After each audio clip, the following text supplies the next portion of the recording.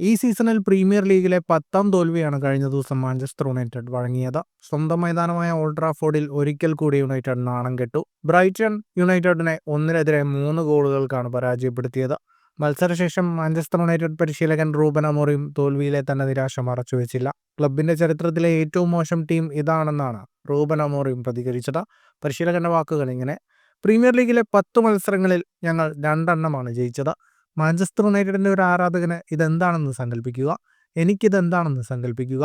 കഴിഞ്ഞ പരിശീലകനേക്കാൾ കൂടുതൽ തോൽക്കുന്ന ഒരു പുതിയ പരിശീലകനെ നമുക്ക് ലഭിക്കുന്നു. എനിക്ക് ഇതിനെക്കുറിച്ച് പൂർണ്ണമായ ബോധ്യമുണ്ട്. എന്തായാലും ഞാൻ മാറാൻ പോകുന്നില്ല. നമുക്ക് വിജയിക്കാൻ കഴിയുമെന്ന് എനിക്കറിയാം. പക്ഷേ ഈ നിമിഷം നമ്മൾ അതിജീവിക്കേണ്ടതുണ്ട്. ഇപ്പോൾ ഈ ദുരിതാവസ്ഥ അതിജീവിക്കേണ്ടതുണ്ട്. മാഞ്ചസ്റ്റർ യുണൈറ്റഡിന്റെ ചരിത്രത്തിലെ ഏറ്റവും മോശം ടീമായിരിക്കാം ഞങ്ങളുടേത്.